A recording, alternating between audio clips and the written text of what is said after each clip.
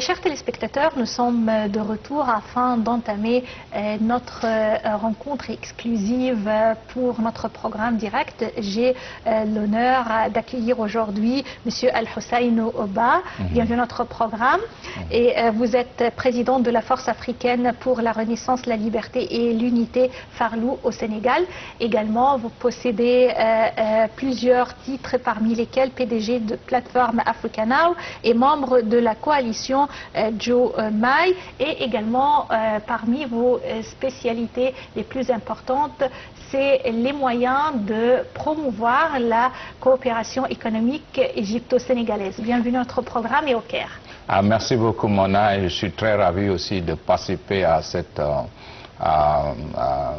interview. Et je suis très ravi aussi d'être ici en Égypte.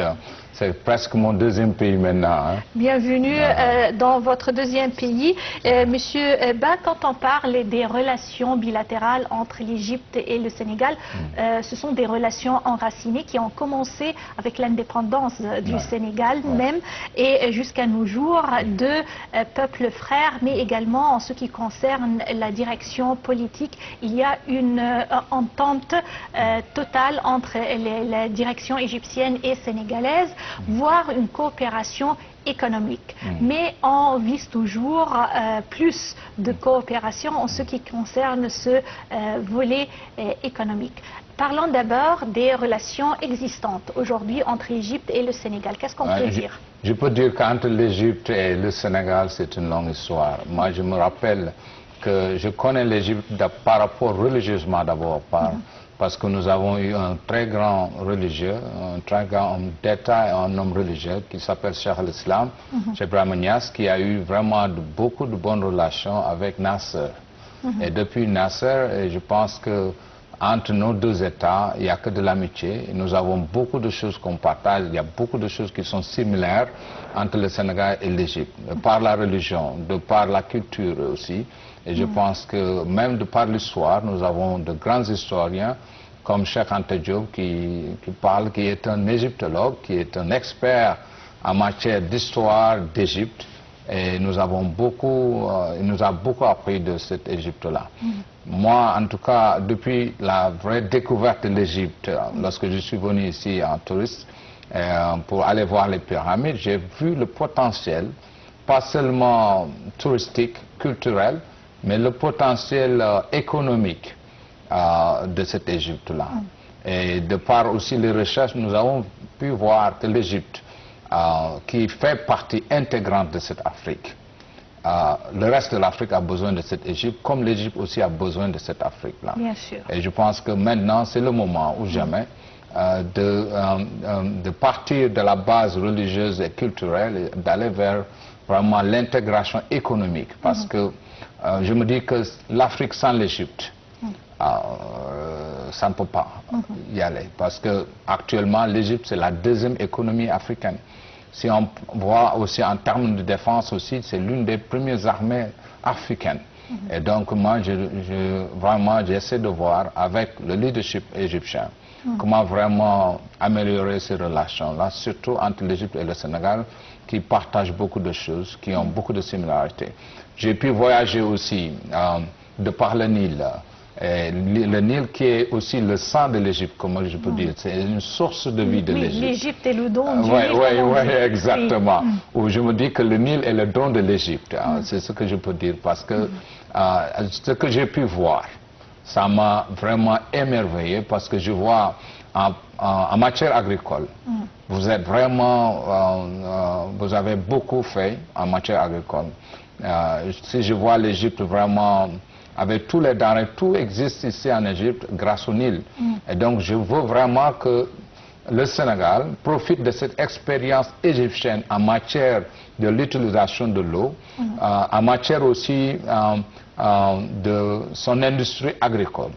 Et aussi, autre chose aussi, l'Égypte a pu vraiment utiliser le Nil pour expandre aussi son économie touristique. Et donc j'aimerais, le Sénégal aussi a 3 fleuves, et j'ai même pensé quand même faire une movie, c'est-à-dire un peu montrer Par exemple, les possibilités, et là où nous avons des similarités entre le Nil et le fleuve Sénégal, parce que le fleuve Sénégal aussi est traversé de 4-5 pays et n'est pas originaire du Sénégal.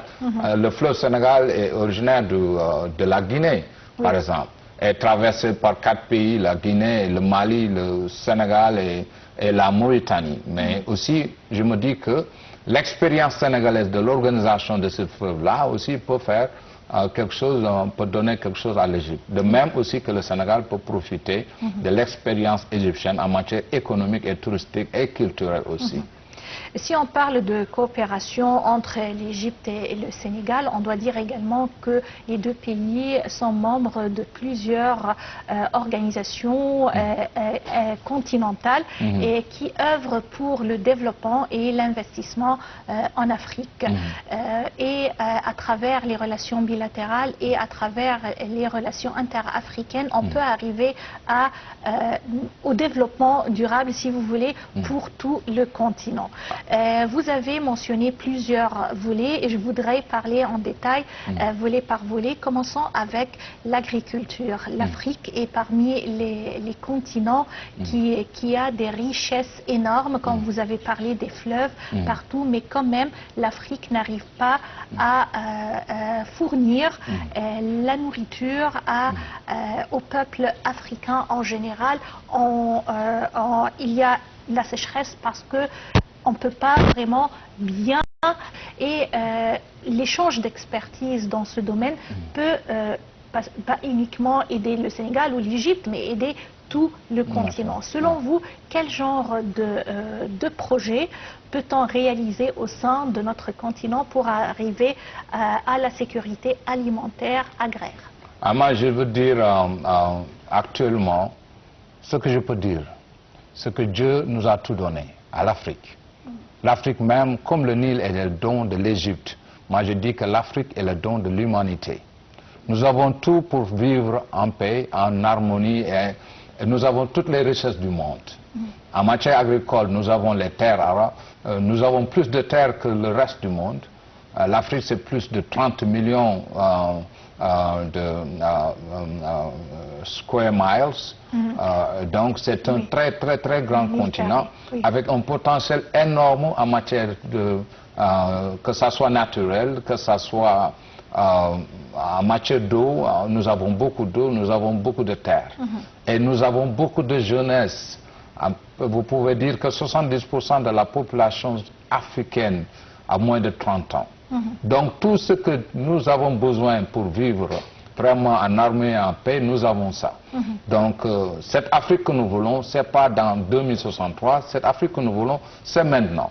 Et je pense que l'Égypte, que ce soit l'Égypte, un pays comme le Nigeria, un pays comme l'Afrique du Sud, un pays comme le Sénégal, la Côte d'Ivoire, avec tout le potentiel, un pays comme le Maroc et tous ces grands pays-là d'Afrique, vraiment s'ils se mettent ensemble pour trouver des solutions immédiates aux problématiques africaines, nous avons cette possibilité-là. Moi, je me dis qu'actuellement, vraiment, le reste de l'Afrique peut apprendre de l'Égypte.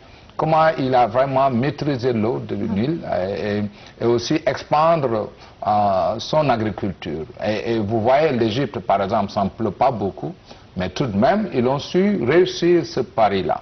Et ils sont en train aussi de continuer à réussir. Et je pense que le Sénégal peut apprendre de cela. Et je pense aussi qu'un pays comme le Nigeria, qui est presque, je peux dire, la première ou la deuxième économie aussi africaine, peut apprendre de cette Égypte.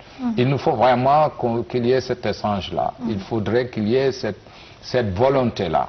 Et je pense qu'actuellement, vous êtes sur les rails, mais il faut faire profiter un peu le reste de l'Afrique.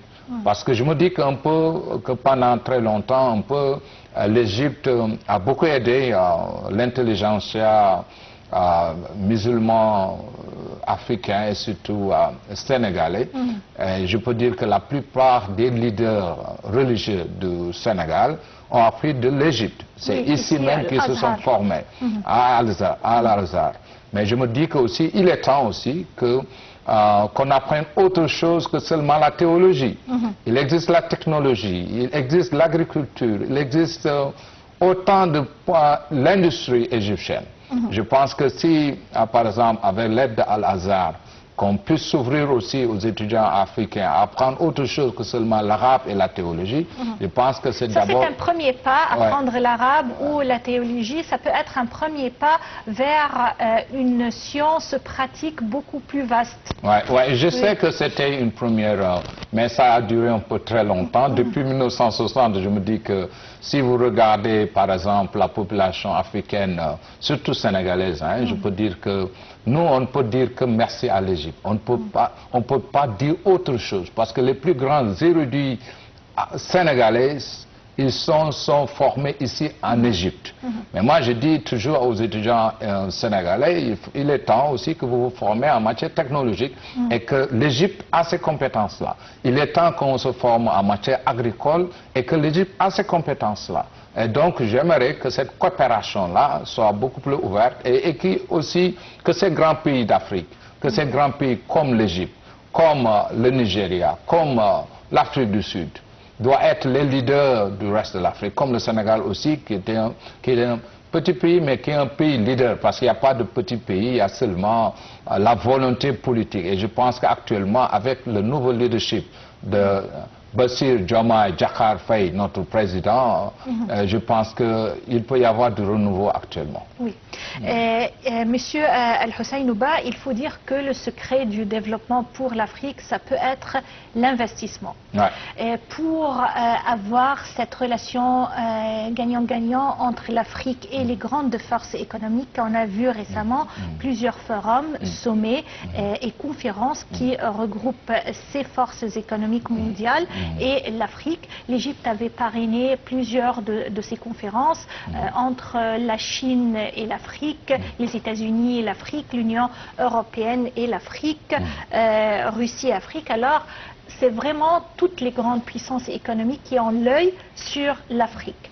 Bien sûr, leur profit, ça sera un grand marché où ils peuvent vraiment vendre leurs produits, mais également tout ce qui est premier élément pour la production et pour leurs usines.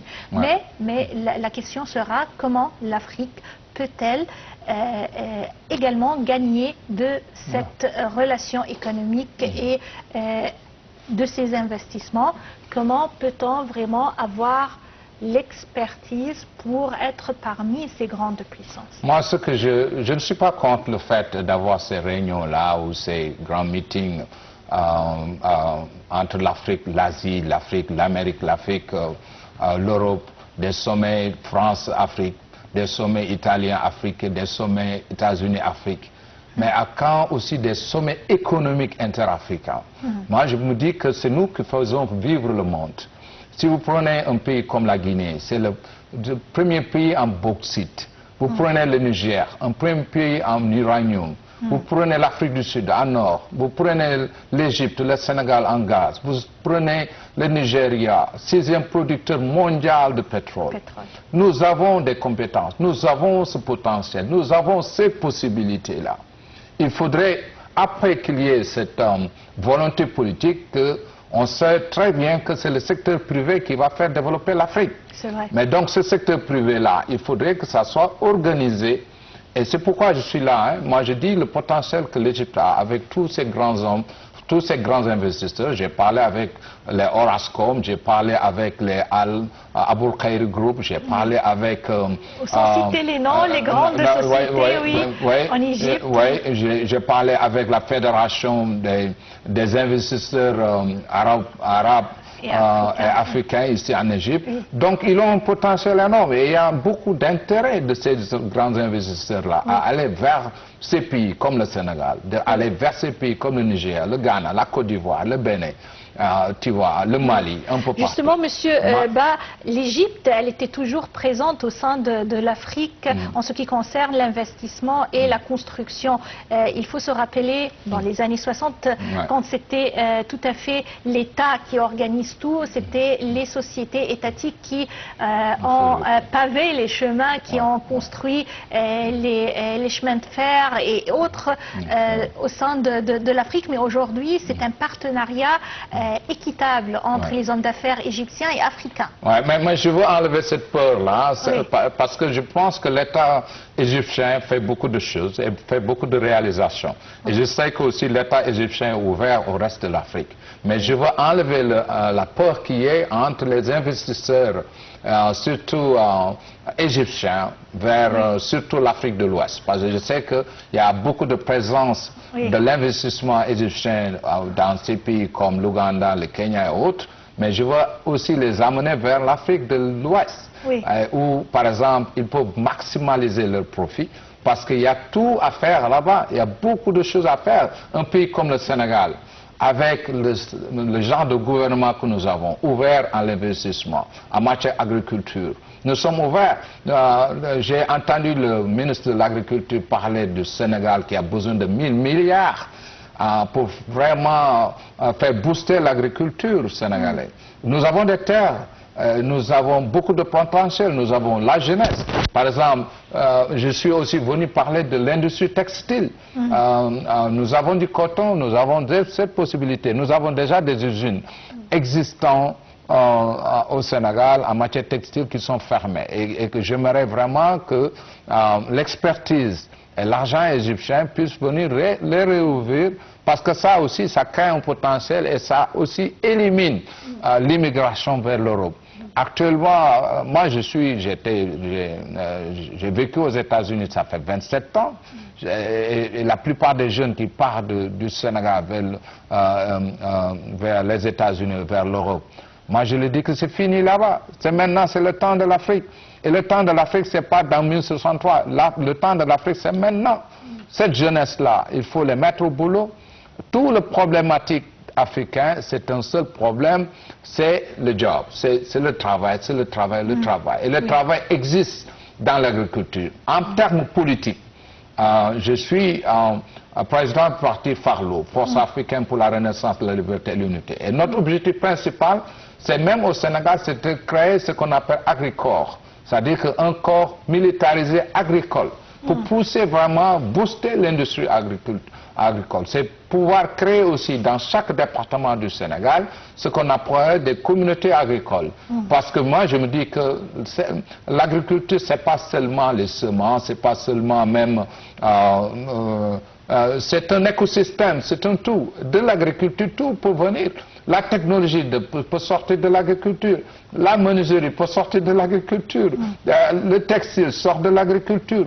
Tout sort de l'agriculture. Donc, il nous faut vraiment, pour avoir cette Afrique souveraine, pour avoir cette agriculture souveraine, il nous faut mettre notre jeunesse au travail de cette agriculture. Parmi les initiatives lancées par l'Égypte au sein de l'Afrique pour arriver à ce développement durable, il y a eu l'idée de la ZLEC, de la zone de libre-échange continentale entre les pays africains, libre-échange, voire arriver à un jour à une monnaie commune africaine. Très important.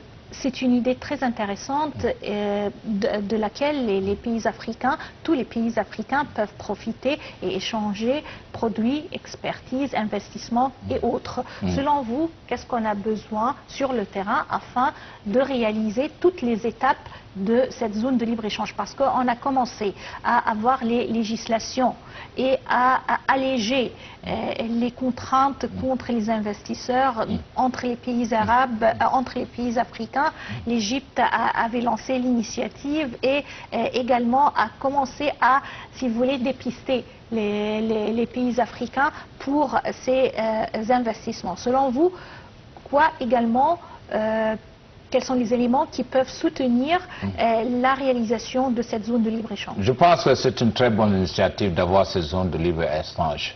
Mais ce qui est beaucoup plus important, si les hommes ne sont pas libres de circuler, tu vois, on n'aura pas encore de libre-échange. Parce que ce libre-échange-là va se faire par les peuples africains.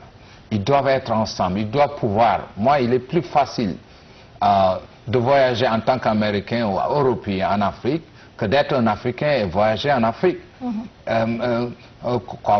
Qu'on puisse se le dire. Il faudrait que quand même que le Sénégalais qui part au Cameroun qu'il n'y ait pas vraiment de problématique de visa. Si l'Européen peut venir au Sénégal sans visa, si l'Américain peut venir ici en Égypte et acheter son visa à l'aéroport, pourquoi pas le Sénégalais peut le faire? Mais donc, je peux dire qu'il faudrait d'abord qu'il y ait cette libre-échange des peuples d'abord. Je pense que c'est très important, parce que c'est les peuples, c'est les gens qui vont faire cette libre-échange-là. Si vraiment il y a cette liberté de circulation, je pense que c'est très important. Autre chose aussi, c'est que on ne peut pas dire libre-échange s'il y a, par exemple, actuellement ce qui se passe au Soudan. Il faudrait que les problématiques africaines soient résolues par les Africains.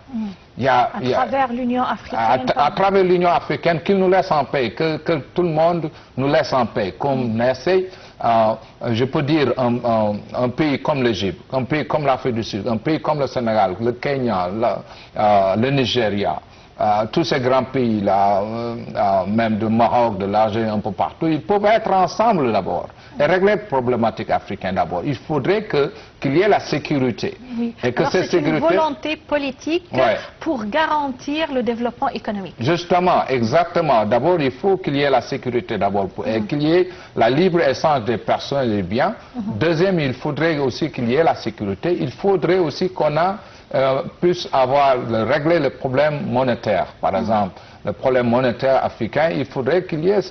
On ne peut pas, dans 54 pays africains, avoir 54 monnaies. C'est pas possible. C'est pas possible de circuler comme ça. Et je me dis qu'il y a beaucoup de problématiques qu'il faut régler, mais je pense qu'il faut d'abord commencer par vraiment aider les peuples africains à être ensemble, à pouvoir voyager ensemble, à pouvoir être là où ils doivent être, sans pour qu'il y ait des problèmes. L'Égypte étant membre fondateur de l'Union africaine, et aussi ayant cette possibilité sécuritaire, ayant cette possibilité économique, ayant cette possibilité agricole, doit être le leadership. Et il doit montrer son leadership là-dessus et amener les autres à la table de négociation pour pouvoir vraiment arriver là où nous voulons. Et quels sont les projets qui ont été réalisés par l'Égypte en tant qu'investissement au sein du Sénégal récemment? Est-ce qu'on peut parler de quel secteur dans lequel l'Égypte a œuvré en collaboration avec le Sénégal? Je sais que pendant très longtemps, je vois quand même beaucoup d'Égyptiens qui viennent, mais des projets... je n'en connais pas actuellement très bien, parce que ce qui se passe actuellement, c'est que l'Égypte qui veut exporter ses produits. C'est pas mal.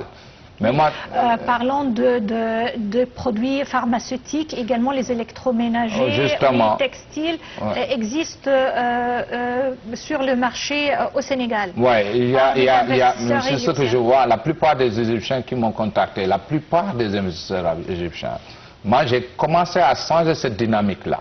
Moi, je dis que c'est bien d'exporter. Je préfère, parce que j'ai créé cette plateforme qui s'appelle One Africa Marketplace, pour que les Africains commencent à acheter africain. Je ne dis même pas acheter égyptien. Pour moi, acheter égyptien, c'est acheter africain. Donc, je serais très content de pouvoir vendre les produits égyptiens au Sénégal, au Niger, un peu partout. Mais moi, ce que je dis, ce que je préfère, j'aurais préféré, par exemple, que l'Égypte, avec son système, par exemple, si on parle, par exemple, du textile, par exemple, l'Égypte a beaucoup réussi. Je vois Cotonil un peu partout ici, dans votre pays. C'est très dynamique, c'est très bien. Et je vois que les Égyptiens ne portent plus ce que j'appelle cette économie qui nous vient des États-Unis. On appelle ça, comment c'est, Fugijai au Sénégal. Second-hand clothing. Usé. Usé, qu'on nous amène des États-Unis et qui nous coûte très cher, qu'ils apportent notre coton. Ils importent notre coton. Ils en font des habits, ils les portent 6 mois et puis ils nous renvoient ça plus cher. Donc moi je me dis que l'Égypte peut aider à l'arrêt immédiat de cela. Si par exemple l'Égypte vient au Sénégal et développe le textile sénégalais, avec le coton sénégalais, il peut vendre égyptien au Sénégal. Et là, et booster aussi notre jeunesse pour avoir des emplois à l'usine. Et je préfère cela que par exemple, et par exemple, disons qu'on a beaucoup d'expertise en matière de menuiserie, en matière de création de fournitures, de tables et autres. Je me dis qu'il y a une très grande industrie ici en Égypte. J'aimerais avoir cette expertise égyptienne, venir au Sénégal et créer des usines de manufacture de ces besoins-là et de formation aussi de la jeunesse sénégalaise. Je préfère ça. J'aurais préféré que les Égyptiens viennent au Sénégal s'installer vraiment et bosser. Et aussi que le Sénégal aussi puisse aussi aider l'Égypte là où il y a ces possibilités. C'est pas seulement le Sénégal. Moi, je me dis que je parle pas seulement pour le Sénégal, je parle pour l'Afrique. Oui, Monsieur Al-Hussein-Ouba, également vous êtes PDG de plateforme Africa Now, c'est pour, quand vous avez mentionné, c'est pour acheter les produits africains. Ouais, oui, ça fait depuis 15 ans que je me démarque, que je me bats pour qu'il y ait lieu ce marché panafricain. Parce qu'actuellement, vous prenez Alibaba. Alibaba, 5 ans de cela, a vendu le café rwandais en 24 heures. Tout le café, toute la production rwandaise en café, il l'a vendu à moins de 24 heures. Et Alibaba, c'est 35 milliards de dollars en une seule journée. Vous prenez, mais l'argent de ce que vous achetez sur Alibaba, l'argent part où? Oui, sans mentionner des noms. Oui, mais si vous prenez une autre compagnie américaine aussi qui fait la même chose, l'argent part aux États-Unis. C'est le moment maintenant ou jamais d'avoir cet argent qui reste en Afrique. C'est pourquoi nous avons créé cette plateforme pour permettre qu'il y ait cet inter-africain business. Oui, si on parle de plateformes pareilles afin de vendre les produits africains, ça nous mène à parler des projets beaucoup plus appropriés aux Africains, c'est de soutenir les moyennes et petites entreprises. Justement. On a vu que, par exemple, le Pakistan a fait des pas et d'autres pays au sein de l'Asie a fait des pas en ce qui concerne l'économie en adaptant cette initiative de soutenir les moyennes et petites entreprises. Au sein de l'Afrique également, tous les Africains à peu près ont ce don de monter des projets, de petits projets qui peuvent être lucratifs et des produits qui peuvent être vendus et également qui peuvent être exposés à travers ces plateformes digitalisées. C'est vrai, c'est vrai. Les petites et moyennes entreprises, c'est une base vraiment pour ce développement inter-africain, surtout du marché africain. Mais moi je dis où tout ça commence sur l'éducation. On a une éducation qui n'est pas favorable à la création de ces petites et moyennes entreprises, surtout vers l'Afrique de l'Ouest. Il nous faut vraiment avoir une éducation vers nos intérêts de développement. Là où sont nos intérêts de développement, qu'est-ce qu'il nous faut? Qu'est-ce qu'il nous faut former les jeunes à faire? Est-ce que nous devons former les jeunes à apprendre le français, à parler le français? On forme notre jeunesse au niveau du Sénégal pour 22 ans à parler français. Si vous demandez à un jeune qui sort de l'université pour vous dire faites-moi quelque chose avec votre intelligence, ils ne peuvent absolument rien vous faire. Si on aurait formé notre jeunesse à être des fermiers, à être des plombiers, à être des menuisiers, à être des plombiers, à être des forgerons et autres. Vous voyez ce que je veux dire? Là, on peut en sortir quelque chose. Et je me dis qu'il faut vraiment changer le système éducatif d'abord. Parce que nous avons, à notre sein, au niveau de l'Afrique de l'Ouest surtout, je veux dire, le colon nous a laissé son système éducatif. Et que c'est caduc pour moi. Il nous faut vraiment tourner vers la formation d'abord, pour vraiment aider aussi à la création de choses. Vous voyez ce que je peux dire que donc on peut prendre l'exemple de Bangladesh, l'exemple du Pakistan, l'exemple même de l'Inde. L'Inde aussi. Oui, la plupart des pays asiatiques, ils ont adopté ce système. Parce que lorsqu'ils sont sortis de l'indépendance, ils sont vraiment sortis de l'indépendance. Ils ne sont pas allés à l'école pour apprendre la langue de l'autre. Ils sont partis à l'école pour apprendre d'avoir une expertise et de pouvoir réaliser leurs rêves. Je pense que aussi, je vois ici en Égypte, par exemple, ce que j'aime bien en Égypte, c'est que tout est là. Le service que tu veux, dans le quartier où tu veux, là où tu résides, tu as tout ce potentiel-là. Et je peux dire que même l'Égyptien peut faire, pour moi, ce que je vois, l'Égyptien peut tout faire. Tu veux un menuisier, il est là. 24 heures sur 24. Tu veux un plombier, il est là 24 heures sur 24. Et je pense que c'est une très bonne chose et il faudrait qu'on puisse réaliser ça aussi. Oui, Monsieur Hossein Ba, vous avez parlé de l'importance de la formation et de l'éducation pour les jeunes Africains.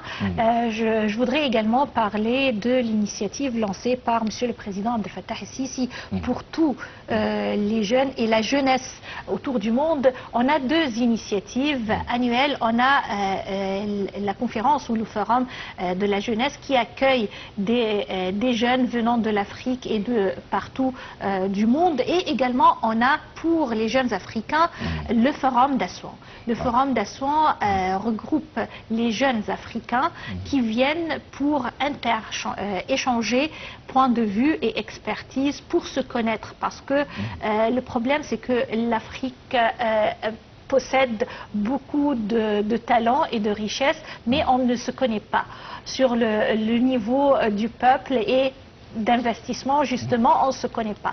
C'est pourquoi on a encouragé ces deux initiatives pour accueillir les jeunes Africains et pour avoir une interaction entre les jeunes Égyptiens et Africains. Je veux vraiment profiter de cette occasion pour féliciter et remercier le président Sisi de ce que je vois, de ce qu'il est en train de faire de l'Égypte.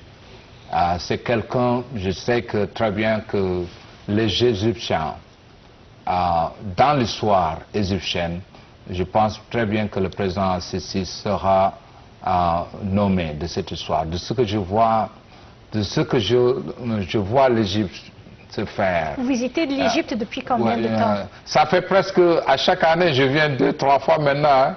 Et vous voyez une évolution, surtout en ce qui concerne le réseau routier. Il y a des Égyptiens qui me disent, mais on n'a jamais été ici, on n'a jamais été là. C'est parce que moi, je suis émerveillé par l'Égypte. Je dis à ma famille américaine, toute la famille qui sont en Amérique, ils me disent, Aluceno, grâce à vous, nous, on veut venir en Égypte vivre là-bas. Parce que je dis que je ne peux pas dire cela parce que pour moi, peut-être c'est beaucoup plus facile. Moi, je dis que l'Égypte, par rapport aux Amériques, par rapport même au Sénégal, une bouteille d'eau que j'achète au Sénégal peut me faire acheter 8 bouteilles d'eau ici en Égypte. Donc la vie pour moi est pas seulement beaucoup plus facile, mais aussi le service existe. Ouais, si vous avez votre argent, quel que soit le montant que vous avez, vous pouvez vivre en Égypte. Donc je veux vraiment féliciter le président par d'abord les réalisations industrielles, mais aussi les réalisations économiques, les réalisations en matière touristique, en matière agricole, mais aussi les initiatives par lesquelles la jeunesse africaine peut se rencontrer. Je vois, avant-hier, j'ai visité les expositions ici en Égypte. J'ai visité d'abord l'exhibition en matière de marketing et d'imprimerie et tout ça. J'ai visité aussi l'exposition en matière d'hôtellerie et tout ça. Et il se passe chaque jour une exhibition des sociétés égyptiennes. Et tu vois, et c'est ça que j'aime voir. Et je pense que vous êtes, en tout cas, moi j'aurais aimé copier l'Égypte et l'implanter au Sénégal. En tout cas, je remercie votre gouvernement de ce qu'ils sont en train de faire, de réaliser aussi. Je pense que peut-être lorsque vous faites ces choses-là, c'est très difficile pour tout le monde, parce qu'un président, un leader doit avoir une vision. Et cette vision-là peut être difficile à traverser. Mais beaucoup de pays l'ont fait. J'ai vu la Chine réussir leur vision. Je vois l'Inde commencer à réussir leur vision. Je vois le Vietnam en train de réussir leur vision, la Corée du Sud et autres. Je pense que c'est le moment pour l'Afrique, pour l'Égypte, pour le Sénégal de pouvoir aussi réussir leur vision. Et je peux remercier aussi notre président à nous, Bassirou Diomaye Faye, qui est jeune et qui a une vision aussi. J'espère qu'il va pouvoir apprendre aussi de l'expérience. J'aimerais bien que le président Sissi puisse inviter notre président ici et le faire découvrir Bien aussi sûr, avec nos experts. Bienvenue dans votre pays. J'aimerais bien aussi que vous descendez aussi au Sénégal, parce qu'on a beaucoup de liens communs, surtout en matière religieuse. Et ça, j'aimerais bien que vous avez parlé d'investisseurs, vous avez parlé de projets attendus. Moi, je vois également perspective très important d'investissement entre l'Égypte et le Sénégal. Non seulement les productions égyptiennes au marché sénégalais exporter ces produits, mais en ce qui concerne le tourisme. Le Sénégal possède des côtes vraiment sublimes et il y a pas mal d'occasions à exploiter et également à investir en ce qui concerne l'hôtellerie et le tourisme. Et bien sûr, vous avez vu, l'Égypte possède une infrastructure très solide en ce qui concerne le tourisme et une expertise. Et là, c'est l'occasion jamais ne pas rater. Le Sénégal doit organiser les Jeux olympiques de la jeunesse en 2026. Actuellement, il y a des projets sur la table du Sénégal prêts à être explorés. Nous avons besoin de plus d'hôtels. Nous n'avons pas plus de 18 mois pour pouvoir le réaliser. Nous avons besoin de développer cette nouvelle ville que nous avons, Diamniadio City, qui est une nouvelle capitale où tous les ministères sont déjà actuellement logés. Nous avons beaucoup d'autres pays qui sont là, mais j'aimerais vraiment voir l'Égypte parmi ces grands pays qui vont participer à cet investissement, à cette amélioration des conditions de vie des Sénégalais, surtout en matière d'investissement, en matière touristique. Et le Sénégal aussi, c'est un pays touristique, mais je pense que de ce que je vois l'Égypte faire, de son tourisme, de son fleuve, par exemple ici, si je vais sur le Nil la nuit, c'est une grande économie touristique qui se passe. Nous avons un fleuve de cette manière-là. Je pense que nous pouvons exploiter cela. Nous avons les côtes sénégalaises qui sont parmi les plus belles plages du monde. Que vraiment nous avons beaucoup besoin.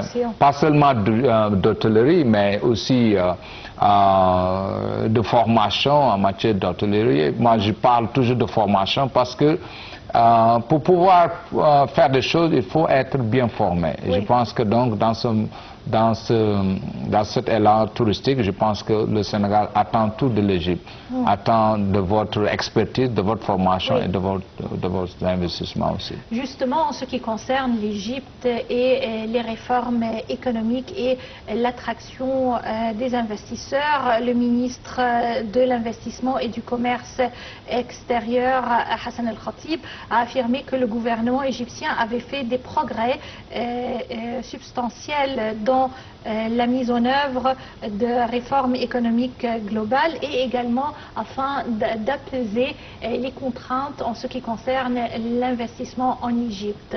Regardons ensemble ce commentaire qui parle de ce sujet.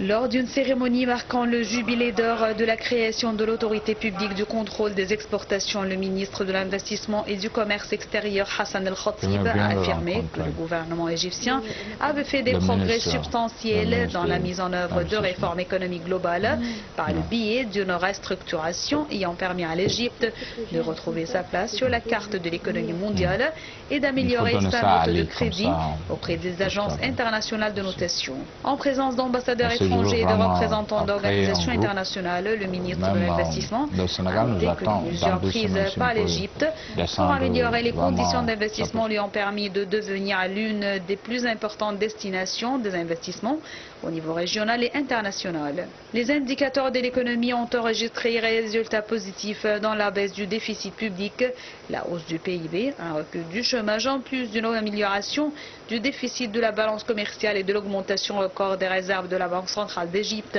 en devises étrangères. Notons que l'Égypte était soucieux d'encourager l'investissement local et étranger et d'aplanir les obstacles qu'il affronte conformément aux directives du président Abdel Fattah el-Sisi. L'Égypte déploie des efforts inlassables pour s'adapter aux répercussions des crises mondiales successives, améliorer la compétitivité de l'économie et renforcer sa capacité à absorber les chocs externes et internes grâce à un certain nombre de mesures.